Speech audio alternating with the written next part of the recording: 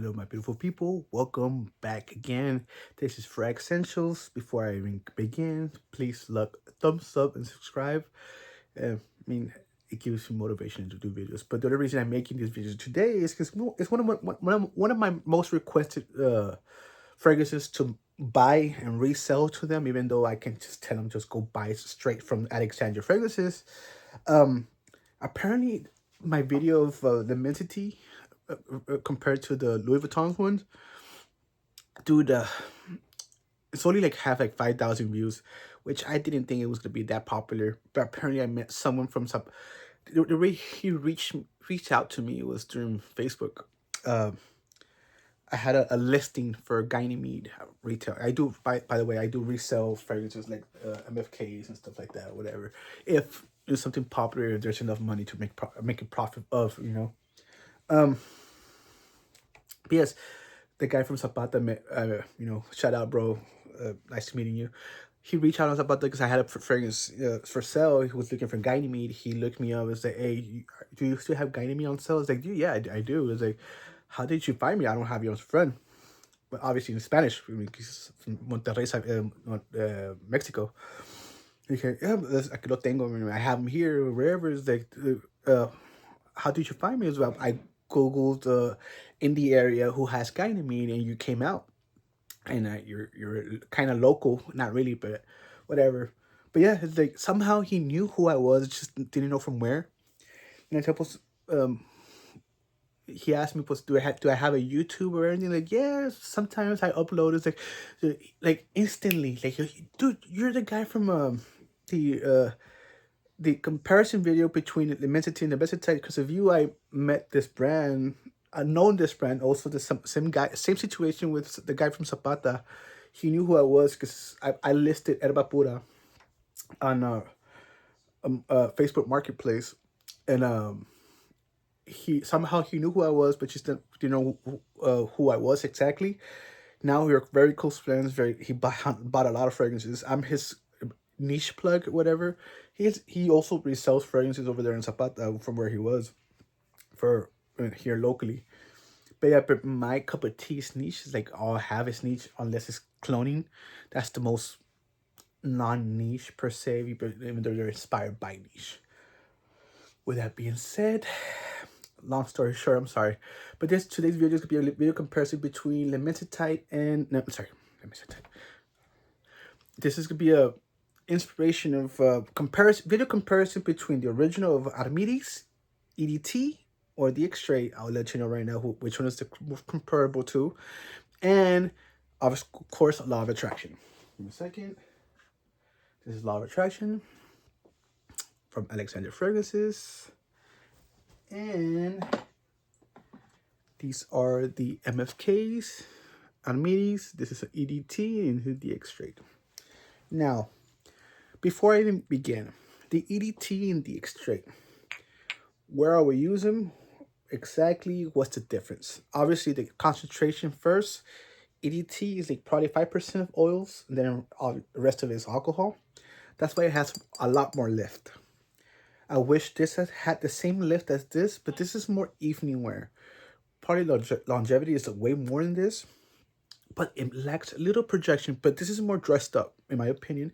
This is for daily, casual, signature scent, every day, everywhere. The only thing that this does not does justice compared to be a daily wear per se is high heat situations. But if you're working in the office, temperature cooled, this juice right here is the bomb. When I mean signature scent worthy, this is signature scent worthy. Now, which of these, sorry, which of these is compared to this? But it's a caveat. This is the EDT concentration, right? This is extrait de parfum. So, with that being said, straight off the bat, this does not have the same lift as the EDT, but the density of it, like the more, is base heavy, obviously because more oils. but the scent DNA and everything is one of my most requested fragrances. Like they come here, I give them a sampling of all my fragrances, right? And this is, even though it's a clone, and I never had the original, but this I never did the comparison video because I never had the original because I never needed it. But since it's one of my most, like, I think last year I sold like at least 9 of them, and in and it that's just because I had them there and they bought it straight from my collection, my personal ones. And then this year so far, I think I already sold 4 straight from the webpage.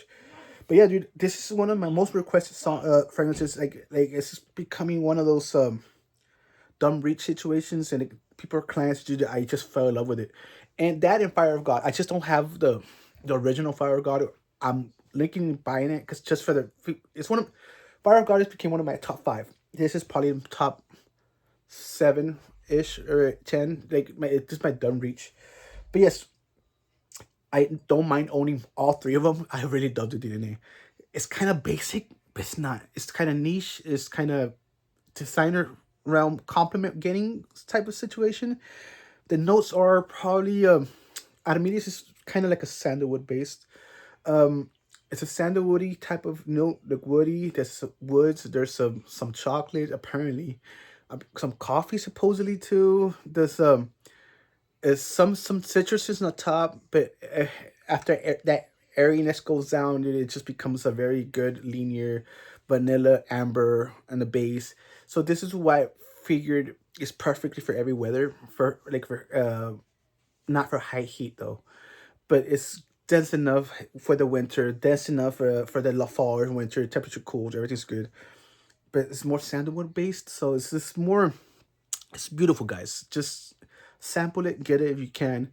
If you want to get the cloning is good. Just if you really love the EDT, even for a person like me, I noticed that fragrance collectors like this don't even watch YouTube anymore. So this is more about the small market of people that are still into collecting fragrances or starting to, and don't want to put their full foot on collecting real like retail. By the way, this 70 mLs, you can find it from 160, like 140, 170 range for the 70 ml. Don't pay retail if you can. But I mean, if you don't trust the people, but just pay retail. I think retail is like 2 something, 240, 280 around there. I don't know. The extra is probably almost double as that, probably 150 more than the EDT.